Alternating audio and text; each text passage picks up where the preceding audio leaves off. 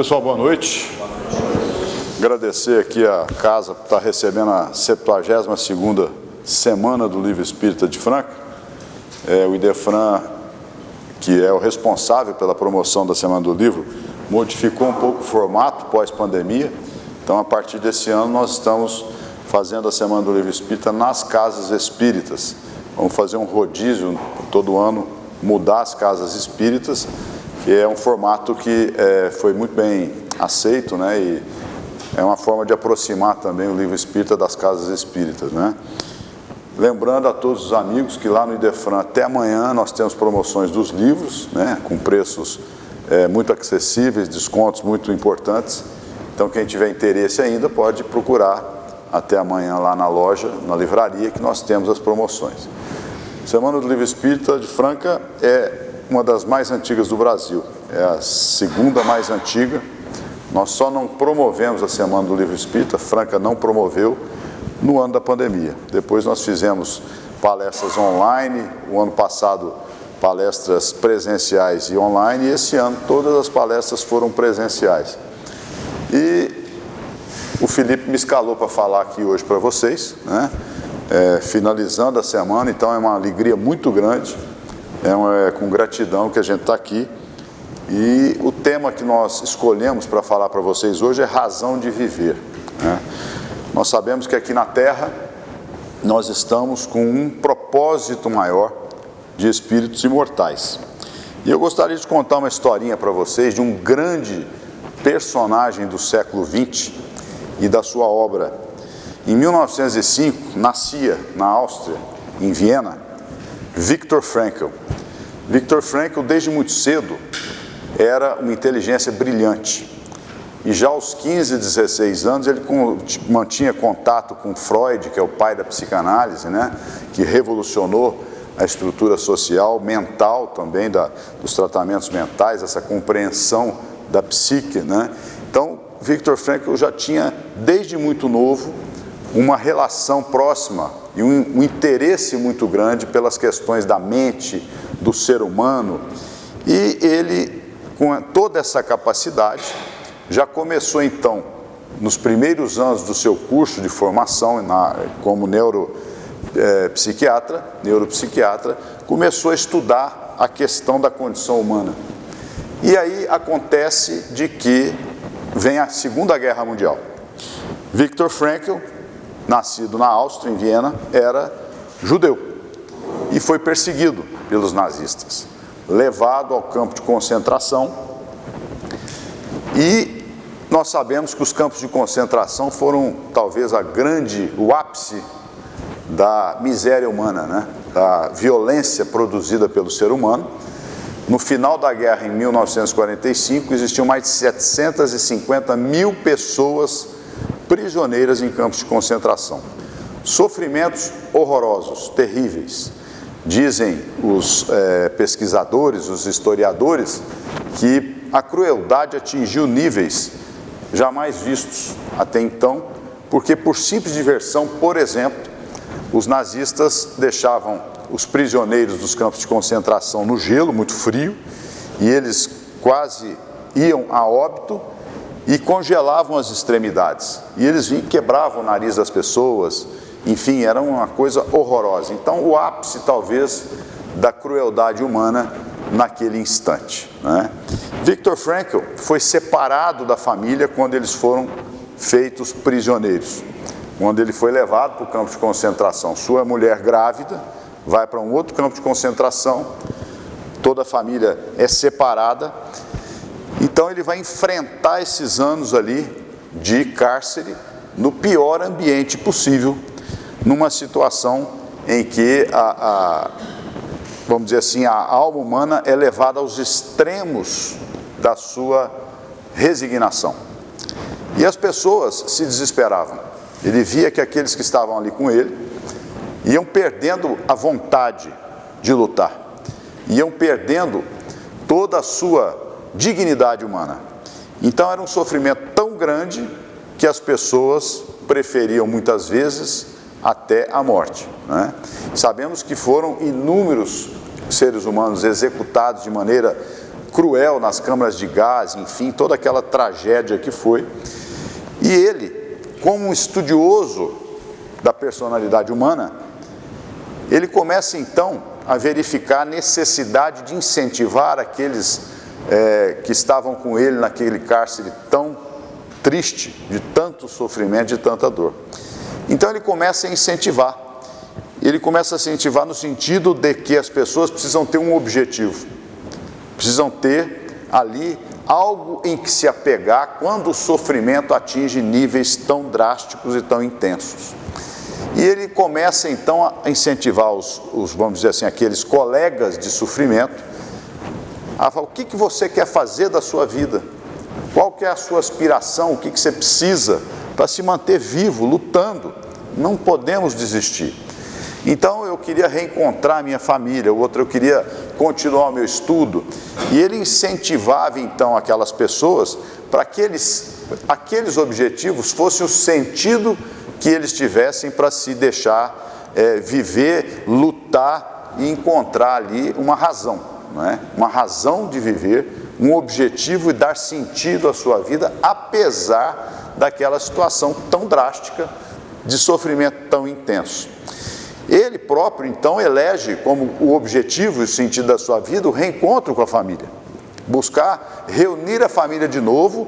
Ele acreditava, ele tinha resiliência diante do sofrimento, de que ele poderia voltar, então, a conviver com a família, reunir a família novamente e seguir a vida, apesar de toda aquela situação tão drástica, né? Vem o final da guerra, ele sobrevive, e ele verifica que aqueles que foram, vamos dizer assim, adeptos da sua teoria, do seu incentivo, conseguiram sobreviver. Tiveram, digamos assim, uma força maior que os outros que se deixavam levar pela total descrença, pela total falta de vontade, enfim, sem sentido para as suas vidas, porque eles estavam totalmente derriados.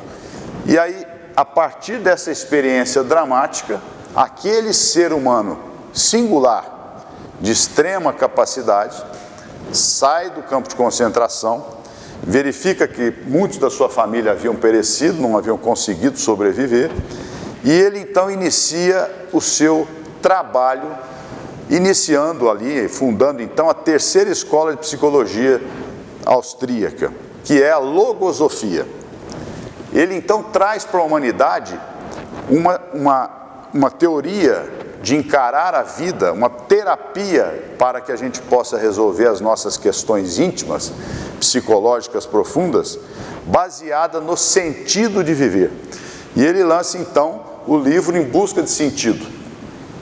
E esse livro é um marco na história da psicologia, das psicoterapias, porque muda muito o foco. A psicoterapia, a partir da logosofia, tem 3 pilares: vontade,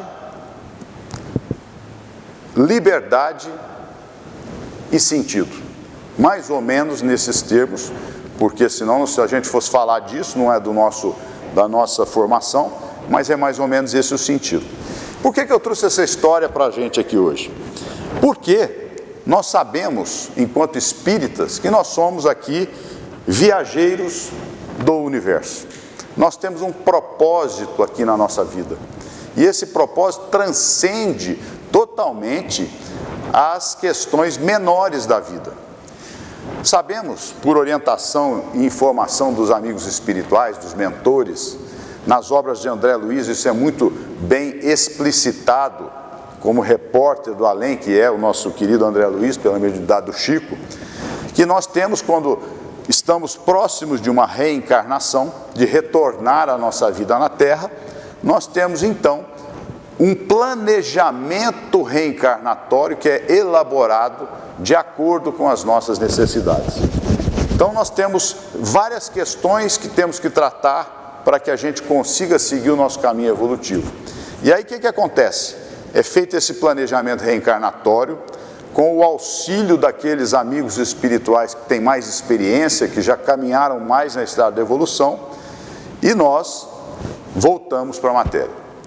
A gente sabe que na matéria, quando reencarnamos, Kardec pergunta aos mentores espirituais, no Livro dos Espíritos, qual o objetivo da reencarnação? A resposta: conduzir os espíritos à perfeição. Por quê? Porque aqui, nesse ambiente material, nós estamos expiando e sendo provados. Nós sabemos que vivemos em um mundo de expiação e de provas. Esse, de acordo com o que Kardec nos disse da classificação dos mundos. Mundos primitivos, expiação e provas, regeneração, mundos felizes, enfim. Nós estamos nessa condição de expiação e provas. Então, tudo que nós vivenciamos aqui tem a conotação ou de prova ou de expiação. Expiação, nós sabemos que remete aos nossos equívocos, às nossas vivências anteriores, que nós muitas vezes transgredimos as leis divinas e temos que nos harmonizar com estas mesmas leis. Então, a consequência dos nossos atos. Jesus nos orientou, nos ensinou de que a cada um segundo as suas obras. Não tem como a gente fugir dessa mecânica da lei divina. Então, a gente está aqui espiando aquelas faltas, aqueles equívocos, como uma oportunidade de nos harmonizarmos com as leis e continuar seguindo o nosso caminho. É importante a gente lembrar que essa harmonização é imperativa para que a gente continue seguindo o nosso caminho. Nós não temos como deixar para trás nada sem solução. Então nós estamos espiando as faltas cometidas e sendo testados e provados naquilo que serve para o nosso adiantamento, para o nosso crescimento espiritual. São as provas. Então, quando nós fazemos, com o auxílio dos amigos espirituais, esses planejamentos reencarnatórios, são linhas gerais daquilo que nós temos que vivenciar. Nesse mundo de expiação e provas, por exemplo, essas linhas gerais, então eu vou constituir família com espíritos que fazem parte da minha trajetória espiritual. Nós temos ali todo um arcabouço que é desenhado. Eu vou ter que passar por determinadas situações, vou ter que enfrentar esses desafios. Tudo isso é delineado em linhas gerais. E aí a gente volta, reencarna. A partir de então, as experiências vão sendo vivenciadas com o nosso livre-arbítrio sendo colocado em prática, definitivamente colocado em prática. E quando a gente está aqui no mundo material, reencarnado, é importante a gente entender que quando no plano espiritual, se o Fernando desencarnar agora, vamos dizer que eu tenho um determinado peso específico evolutivo, que eu conquistei, as minhas vitórias, as minhas negatividades vão definir mais ou menos um peso específico, a sintonia que eu consegui. Então eu automaticamente me dirijo a regiões dos planos espirituais condizentes com o meu momento evolutivo. Não tem como, em todas as negatividades que a gente tem, ascender a um plano espiritual muito superior à nossa condição. É impossível. Pela questão da lei de sintonia, nós não conseguimos ascender a essa situação. Então nós ficamos naquele plano espiritual de acordo com a nossa evolução, as nossas conquistas e as negatividades que nós trazemos. Todos os espíritos, por exemplo, que estão vivendo em nosso lar hoje, por exemplo, nosso lar, são espíritos com uma determinada condição evolutiva.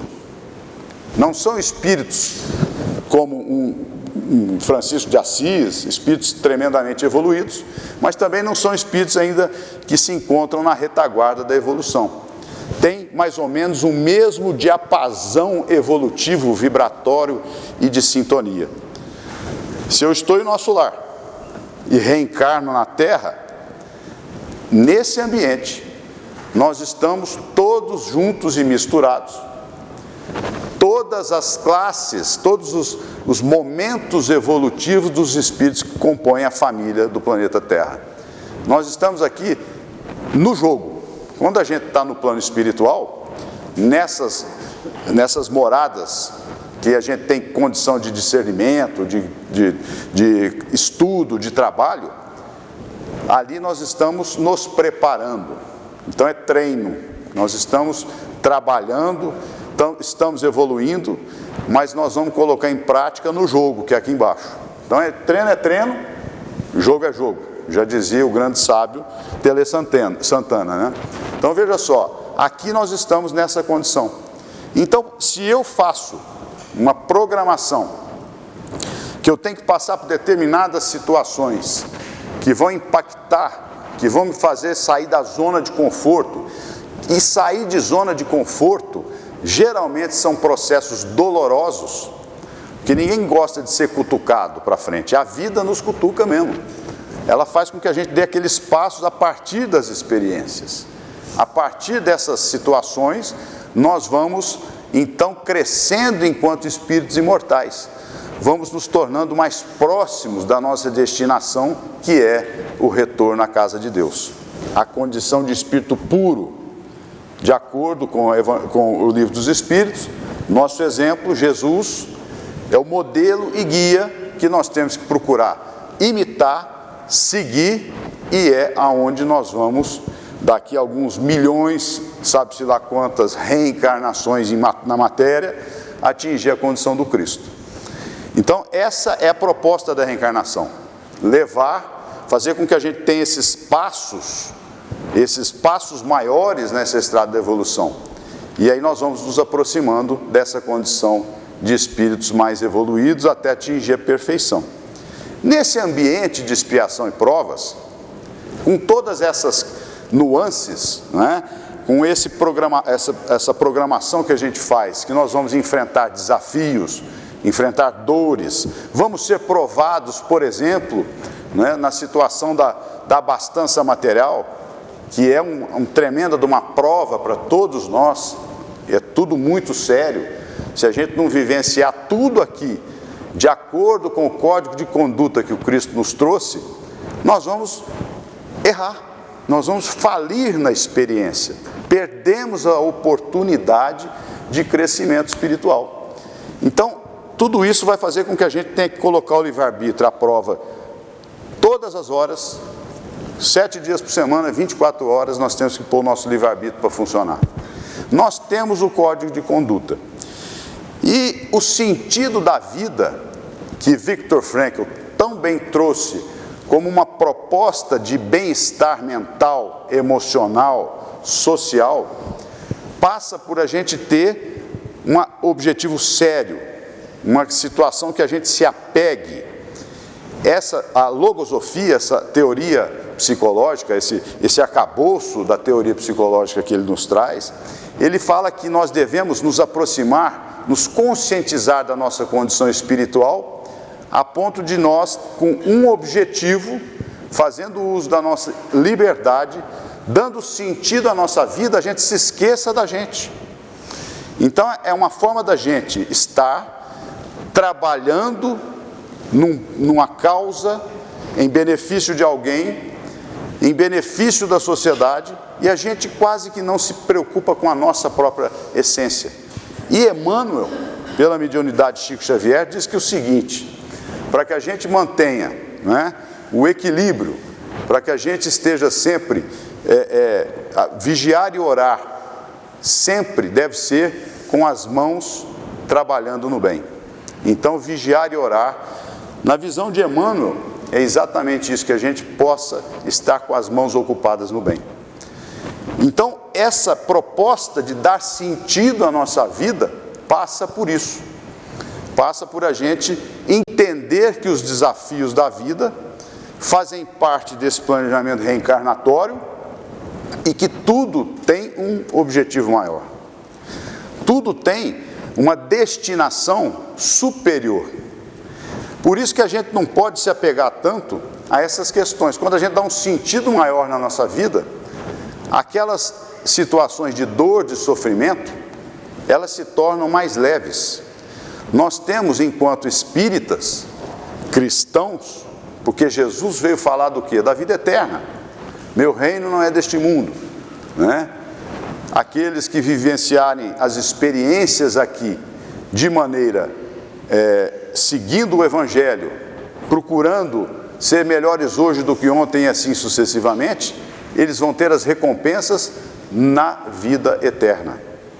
Então, aqui nós estamos, como eu disse, jogando o jogo da vida, com todas essas situações que esse planejamento reencarnatório nos coloca, com o livre-arbítrio, para que a gente faça as escolhas, e a partir das escolhas, a vida vai nos trazendo as situações em que nós vamos vencendo ou vamos falindo naquilo que viemos fazer. Portanto, enquanto espíritas cristãos, nós temos que entender que nós temos um objetivo maior, que é a perfeição espiritual. Esse já é o sentido da vida para aqueles que têm essa noção, que já despertaram para essa realidade. Se a gente olhar o mundo materialista, consumista, como nós temos hoje, que evoluiu muito, nosso mundo melhorou demais. Se a gente olhar a vida 200 anos atrás, a vida hoje é muito melhor. Vivemos praticamente num paraíso, mas ainda com muito por fazer. E, infelizmente, né, quando a humanidade elegeu o materialismo como o seu norte principal, o ter, a vida material, gozar a vida material, nós colocamos como sentido da vida esta situação. E ela é fugaz. É muito fácil de tudo se acabar. Né? Tudo se acaba. A vida é impermanência. Então, todas as situações, elas têm que ser entendidas como processos que vão nos levar ao objetivo e ao sentido da nossa vida maior, que é a nossa caminhada evolutiva, que é a nossa busca pela perfeição. Exatamente essa proposta que deve ser internalizada pela gente, pelos espíritas cristãos, por toda a humanidade. Mas se a gente tem a noção, se nós já temos o conhecimento e nós retornamos ao mundo espiritual como derrotados de nós mesmos, a quem muito foi dado, muito será pedido, e o tribunal da nossa consciência não é Deus que vai nos julgar, de maneira alguma, nem Jesus, nem os espíritos de luz. É a nossa consciência, o tribunal da nossa consciência que vai fazer o julgamento. Então, as dores morais a que se referem os amigos mentores para Kardec, a dor moral é exatamente o tribunal da consciência agindo para que a gente desperte. Então, quando nós deixamos de atender a esse código de conduta que o Evangelho nos apresenta e retornamos ao plano espiritual como derrotados, nós perdemos a oportunidade, porque não elegemos as questões principais que deveriam ser eleitas para as nossas vidas. Então, tudo que a gente passa aqui deve ser com vistas à nossa vida espiritual, ao nosso ser imortal. Eleger para a nossa vida as questões do espírito. Mas aí a gente questiona, puxa vida, mas a vida nos traz grandes demandas. A gente tem que levantar, tem que trabalhar, tem que cuidar da família. Tudo é muito complexo. Tudo tem que ser atendido na sua justa medida. Não deixar de viver o mundo, mas viver o mundo com o sentido de que somos espíritos imortais. Então, a vivência deve ser pautada por isso e devemos ter sentido da nossa vida nessa direção, sempre. Não nos deixar levar pelos chamamentos ilusórios da vida material, que hoje, mais do que nunca, está a todos os instantes sendo colocado como um produto de consumo. As coisas da matéria, né? A vida feliz. Hoje, se a gente olhar as redes sociais, que tem um benefício muito grande, a tecnologia nos trouxe benefícios muito grandes, mas tem o lado que a gente usa as coisas de maneira equivocada. Então, quer dizer, a superexposição, né? Nós queremos ser felizes a todo custo, Então a gente olha nas redes sociais, ninguém conta que acordou com dor de barriga. Hoje eu acordei com dor de barriga. Não, ninguém vai falar isso. Não, acordei ótimo. Ontem só alimentação saudável, estou com a pele boa, feliz, acordei totalmente bem, pleno, com saúde, alegria e paz. Será que é real? Será que esse mundo que hoje a gente tem 24 horas por dia na nossa mão, no celular, será que isso é real? Porque todos nós aqui, nesse planeta de expiação e provas, temos os momentos de dor, de questionamentos, de angústias, é natural. Só não podemos nos deixar levar por isso, ficarmos patologicamente nessa situação. Mas é natural que a gente tenha esses momentos. Então, quando a gente elege, quando o sentido da nossa vida é o gozo material, é exatamente o esquecimento do principal, nós estamos falindo e vamos gerar situações negativas para a nossa vida agora, causas atuais das aflições, como está no Evangelho segundo o Espiritismo, que são os nossos atos, as nossas escolhas, que impactam negativamente a nossa vida agora, de imediato, e as causas que vão trazer os sofrimentos que nós vamos ter em função desses equívocos, dessas escolhas erradas, para o futuro. Para o futuro, que vão ser as causas anteriores de outras encarnações, de outras situações que vamos ter que passar por acertos em relação à lei divina. Então, dar sentido à nossa vida, olhar para a nossa vida como espíritos imortais, sem esquecer do mundo. E aqui, nesse ambiente de expiação e provas, um dos componentes que nós ainda temos que ter por muitos e muitos e muitos tempos é o sofrimento.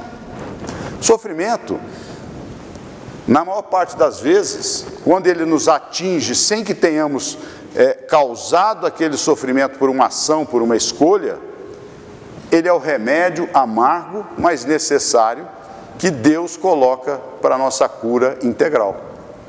Bem e mal sofrer.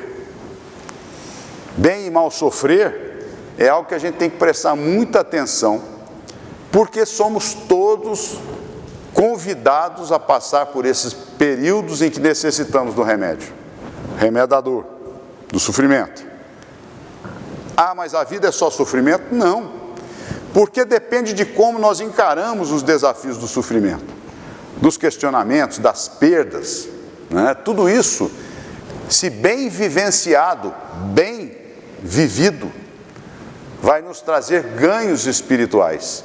Então nós estamos atendendo ao sentido da vida, que é caminhar no rumo da perfeição espiritual. Por isso que a gente tem que entender como vivenciar os desafios e os sofrimentos. No Evangelho, a página que trata disso é muito clara. Nós temos que ter resignação ativa. Aceitar, por exemplo, uma situação que veio ali, uma moléstia que chega do nada, numa esquina, uma perda de um familiar que não estava naquele não estava no horizonte. São dores profundas, muitas vezes traumáticas, mas como vivenciar isso? Blasfemando contra o Criador? Jogando pedra na cruz de novo? Não, é a resignação ativa, o entendimento, é a busca de olhar para aquela situação e verificar qual que é o ensinamento que aquilo está me trazendo, Então, se existe uma perda familiar que nos traz muita dor, não questionar as decisões de Deus, entender que aquele espírito seguiu o seu caminho, porque ninguém é dono de ninguém, e nós temos que procurar serenar o nosso coração sempre, sem a blasfêmia, sem nos tornarmos agressivos, sem perder a nossa fé, porque tudo que é sofrimento, se bem vivenciado, vai nos trazer saúde espiritual, vai nos trazer crescimento espiritual, porque é inevitável que na nossa vida a gente tenha esses períodos de desafio. Temos que ter consciência de que aqui estamos num ambiente de expiação e provas. num planeta que traz vários questionamentos para a nossa essência. E nós temos que ser firmes. Então, se a gente elege para a nossa vida esse sentido de ser feliz, enquanto espírito imortal, de sermos viajores da eternidade, buscando a perfeição espiritual, a gente tem um olhar diferente sobre as questões da vida. É um olhar transcendente. E a fé que tem que ser regada diuturnamente por todos nós, que a fé, né, na nossa condição evolutiva ainda, ela é igual uma venca. Deu um friozinho, ela já dá uma murchadinha, né? Deu um ventinho, a nossa fé ainda é periclitante, né? A nossa fé é muito incipiente. Essa fé que vai nos dar a força para que o sentido da nossa vida não fraqueje. Por isso que a gente tem que regar essa fé com o conhecimento. Por isso que a doutrina espírita, quando ela descortina o Evangelho de Jesus, que ela nos traz a mecânica das leis da vida agindo, por exemplo, quando Jesus disse a cada um segundo as suas obras. Tá, beleza, cada um vai ter de acordo com a sua obra. E aí a doutrina espírita vem e fala da lei de causa e efeito, explicando tecnicamente a mecânica de como funciona a lei de causa e efeito. Tudo tem um retorno. Se eu ajo assim, eu vou causar um movimento que vai retornar de alguma forma para mim. Então, semear o bem, né? Semear as sementes de luz para que os frutos da colheita obrigatória sejam também de luz. Então é a proposta de vida que a gente tem que seguir do Evangelho, regando a nossa fé com conhecimento. E isso, as casas espíritas, os livros espíritas, as discussões que se fazem, né, para que um auxilie o outro no entendimento dessas questões. É isso que nós temos que buscar. Sermos humildes o suficiente para aprender com a experiência do próximo, sem julgamento.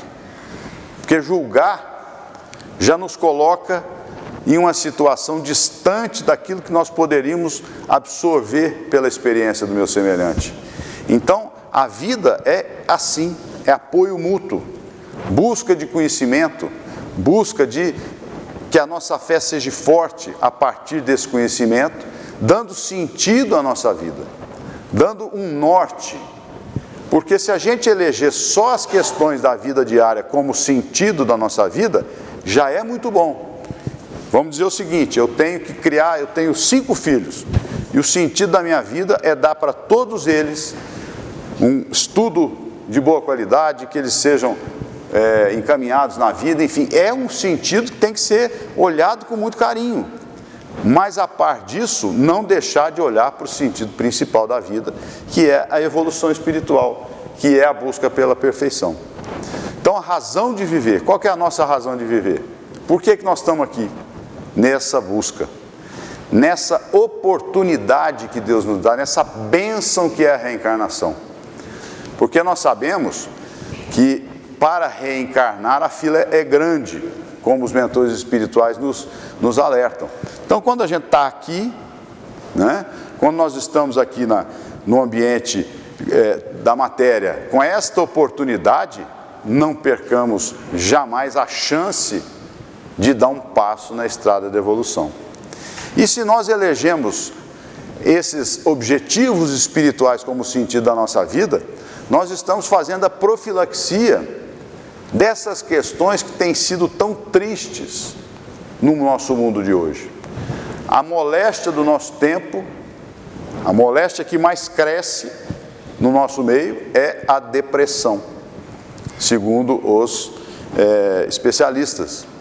A pandemia que existe, mais grave, que já vem de um tempo, e que não tem horizonte a curto prazo de solução, é exatamente o suicídio. A cada 40 segundos no mundo uma pessoa se mata. Então, nesses 50 minutos que nós estamos aqui, quantos irmãos nossos já não encontraram A morte física tendo dado cabo da oportunidade sublime de estarem jogando o jogo da vida. Essa vivência com um objetivo maior faz com que a gente tenha a capacidade de resistência. Se nós aprendemos a bem passar pelas situações de sofrimento, nós vamos nos blindando dessa pandemia de falta de Deus na vida das pessoas. Porque quem são esses que se desesperam tanto que querem sair do jogo antes da hora? São aqueles que elegeram para as suas vidas objetivos menores, objetivos de vida material, imediatismo, que não têm forças para suportar, muitas vezes, o remédio amargo, e se deixam levar pelo desespero, pela depressão, e retornam ao plano espiritual nessa condição.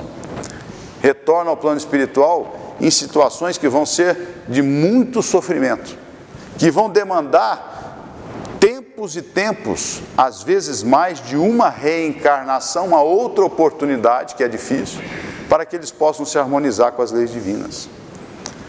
O dom da vida, a oportunidade da vida material, para que a gente dê esse passo maior na estrada da evolução, é riquíssimo. Então, se a gente não fizer, nesse tempo em que estamos vivenciando, em que nós estamos passando por essa transição no nosso planeta, como o Mário falou ontem, né? Nós estamos passando pela transição planetária.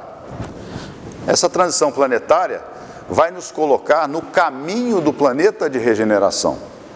Não é que nós vamos dobrar a esquina e já vamos estar no planeta de regeneração. Não é que o prefeito vai chegar amanhã e baixar uma lei aqui na cidade falando de hoje para diante todo mundo é bom. Não tem como. É uma conquista de cada um dos filhos de Deus. Então, são valores que vão sendo colocados para a gente, para que a gente vá pouco a pouco assimilando esses valores, essas situações, e vamos nos modificando, vamos conquistando os tesouros que as traças não corroem, que nós vamos levar sempre conosco, de ética, de honestidade, de espiritualidade, de caridade. Isso são os tesouros que as traças não corroem. E isso vai nos fazer mais felizes, vai tornar o mundo mais feliz. Então nós estamos entrando no ápice desse processo, que não é, como eu disse, na esquina. Ele demanda essa maturação psicológica e espiritual da humanidade, mas que nós já estamos despertando. Há 100 anos atrás, até menos, casas espíritas muitas vezes eram apedrejadas, porque as pessoas não tinham tolerância, não é? Para que as casas espíritas pudessem ter a sua atividade, que as pessoas se interessassem por essas questões maiores. Hoje nós já tivemos novelas tratando da espiritualidade, da vida eterna, dos espíritos.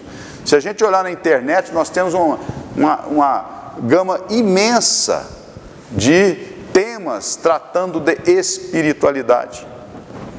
Nós temos a medicina olhando para as questões do espírito, da espiritualidade, mudando o paradigma de entendimento da medicina mecanicista, só do remédio, medicina integral. Então vejam que nós estamos entrando num momento em que as questões do espírito, elas têm sido muito presentes, elas têm sido difundidas em todos os meios de comunicação. E isso, as mídias digital, trazem uma grande oportunidade para que as pessoas acessem, não é, esses conhecimentos, esses questionamentos, verificando os avanços da ciência em relação à questão do espírito. Já temos universidades hoje com cursos sobre espiritualidade, coisa que há 100 anos atrás era totalmente impensável. Então, o nosso mundo está mudando para melhor rapidamente, mas ao mesmo tempo, o mundo antigo, o mundo materialista, das paixões humanas, é como se ele estivesse numa briga muito grande para se impor, para se manter. mas as pessoas, em grande número, estão olhando para as questões do Espírito. Estão buscando eleger para as suas vidas aquele sentido de espiritualidade, de crescimento, não é? Isso tudo está muito claro. A gente vê o mundo de forma caótica, porque as informações chegam, as notícias, 24 horas por dia, e não necessariamente as boas coisas estão sendo veiculadas. Nós estamos vendo só a tragédia, mas tem muita coisa boa acontecendo. Tenhamos olhos de ver, para que esse sentido que a gente dá na nossa vida, ele tenha sustentação. E isso ajude a gente a regar a plantinha da nossa fé, a avenca da nossa fé. A gente olhar para o lado e falar, puxa vida, realmente o mundo está mudando para melhor. Está mudando porque as pessoas estão buscando outras possibilidades. Uma ética diferente. É a ética do terceiro milênio, do mundo de regeneração. A ética do espírito imortal que deve viver de acordo com as leis divinas. Parece que estamos no caos, mas os sinais são muito claros. É maravilhoso a gente ter a oportunidade de viver hoje no mundo, porque nós temos oportunidades diárias de sermos os trabalhadores da última hora. Nós temos. Então, quer dizer, quando eu vou eleger para a minha vida esse sentido maior, todas as oportunidades vão ser olhadas de praticar a caridade, o amor ao próximo, de estarmos conectados com a luz, agindo no bem na nossa vida e contribuindo para a implantação do reino de Deus na terra, apesar das nossas dificuldades, das sombras que nós trazemos dentro de nós mesmos. Porque às vezes a gente fala assim, puxa, eu sou tão fraco. Sim, nós somos muito fracos, mas se eu não posso dar nada, se eu não posso dar um abraço, né, de conforto em alguém, eu posso fazer uma oração sentida em benefício daquele que está sofrendo. Lá dentro do meu lar, se eu não tenho condições de sair, se eu estou ali num desafio da vida que eu não posso trabalhar na implantação de reino de Deus na terra, na minha visão, pode sim. Oração intercessória, ligar para alguém com uma palavra de incentivo. Então, quando a gente passa a vivenciar assim, nós somos os trabalhadores desta hora, desse momento de transição. Não é preciso ter uma grande missão, não, de jeito nenhum. É sermos, por exemplo, você está lá no shopping, então tem 4, 5 mesas ali que o pessoal não tirou os pratos ali, o copo, vai lá, pega aquilo, já põe, ajuda a pessoa que está ali, de maneira desinteressada. A gente está contribuindo para a higiene, para o próximo que vai sentar na mesa. São pequenas coisas. E a partir das pequenas coisas, a vida vai nos trazendo outras oportunidades cada vez maiores. Outras situações que nós vamos poder usar o livre-arbítrio para praticar a lei de amor e caridade. Lembrando sempre, fora da caridade não há salvação. Que salvação é essa? Salvar de quê? Salvar da ignorância. Salvar para que a gente não perca tempo de ser felizes. Salvar-nos das nossas mazelas do passado, né? Daqueles hábitos negativos que a gente traz e que tanto são difíceis de serem vencidos. Então, justamente, eleger para a nossa vida esse objetivo.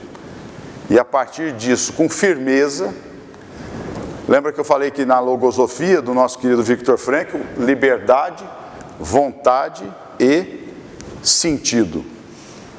Temos liberdade das nossas escolhas, vontade para agir e sentido para que a gente caminhe nessa estrada reta, sem parar, sem questionar e sermos cada vez mais próximos de Deus. Emmanuel, na sua vasta obra também, fala muito da vontade. Ele está sempre nos trazendo a questão da vontade. Nós precisamos ter vontade de ser felizes, vontade de ser melhor, né? E essa é uma ferramenta que nós temos, a vontade. Então, ter vontade, não titubear. Porque nesse momento, como eu disse, é uma oportunidade linda, maravilhosa da gente estar vivendo na Terra. Talvez uma das maiores oportunidades, porque o tempo é muito sério, os desafios são muito grandes, mas as conquistas são na medida dos desafios, são na medida daquilo que a vida nos traz.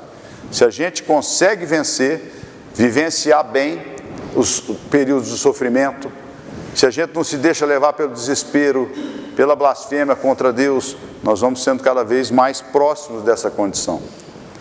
Vamos auxiliando nesse processo de implantação do reino de Deus na terra. E esse é o nosso compromisso. Voltando àquela frase do Cristo, a quem muito foi dado, muito será pedido. Desculpa. A quem muito foi dado, muito será pedido, né? Então, já sabendo de tudo isso, não podemos mais atrasar o passo. É preciso agir, é preciso ter determinação, né? Então, a caridade é só aqui na casa espírita? É só ali na sopa? Não, a caridade no serviço, como eu disse, no shopping, tudo isso, gente, está aqui para a gente. É questão de decisão, é questão da gente ter vontade firme e sabermos que, quando a gente faz essa opção na nossa vida, como os mentores espirituais indicam a Kardec, nós atraímos a assistência e a companhia espiritual dos bons espíritos, daqueles que vão nos auxiliar, sempre observando a nossa vontade, nunca interferindo no nosso livre-arbítrio, mas as boas intuições vão estar ali para serem percebidas pelo nosso espírito. E isso nos incentiva, isso nos mostra cada vez mais oportunidades.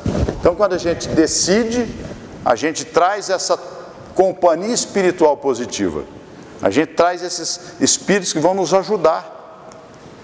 Mas do contrário, se a gente fica a passo de tartaruga, se eu elejo para a minha vida as questões do prazer imediato, das coisas materiais unicamente, esses espíritos, lá no livro dos Espíritos está colocado o seguinte: o que faz o anjo guardião quando o seu tutelado, ele não está aceitando nenhuma intuição, ele está num caminho negativo? A resposta: ele se afasta e aguarda o momento de auxiliar. Ele não vai nunca interferir, porque o nosso livre-arbítrio é nosso. Mas há outros espíritos que não são comprometidos com a luz se aproximam da gente. E aí a companhia espiritual, as intuições, vão fazer com que a gente fique cada vez mais difícil a nossa, vamos dizer assim, o nosso respiro espiritual. Então, quando a gente toma as atitudes, tudo contribui para o bem. Tudo contribui para que a gente possa ser vencedores de nós mesmos. Então, a doutrina espírita nos traz essa luz, a compreensão da mecânica das leis divinas, e o Evangelho é o nosso código de conduta. É aquilo que Jesus nos trouxe para ficar conosco para toda a eternidade. Eu sou o caminho, a verdade e a vida, e estarei convosco até o final dos tempos. Porque a verdade do Cristo é a verdade de Deus, é a verdade divina. As leis que Jesus nos mostrou são leis divinas imutáveis, eternas. Não são igual aqui, que precisa de um grupo de legisladores para ir mudando as leis. Não, as leis humanas precisam ser mudadas para se aproximar das leis divinas. Mas o Cristo está conosco na mensagem para todo sempre e nos apoiando. Ele está conosco através de todas essas equipes espirituais que nos auxiliam nessa trajetória. Sentido na nossa vida, sermos cada vez mais próximos de Deus. Não nos esqueçamos disso. Sejamos firmes diante dos desafios. Tenhamos resignação ativa. O que é a resignação ativa? Aceitação, mas buscando a solução das situações. Não é porque algo me aconteceu que eu vou ficar resignado, sentado, esperando o galho cair na minha cabeça e não fazer nada. Caiu ali, é verdade, caiu mesmo. Pois eu conto você. E aí o que acontece? Não é isso. Eu fico ali, então, se o galho vai cair, vou lá e corto o galho. É para não cair de novo. Corta a árvore. São as atitudes que nós tomamos justamente para que a gente aproveite essa oportunidade maravilhosa que é a reencarnação na Terra. Então são reflexões para a gente levar.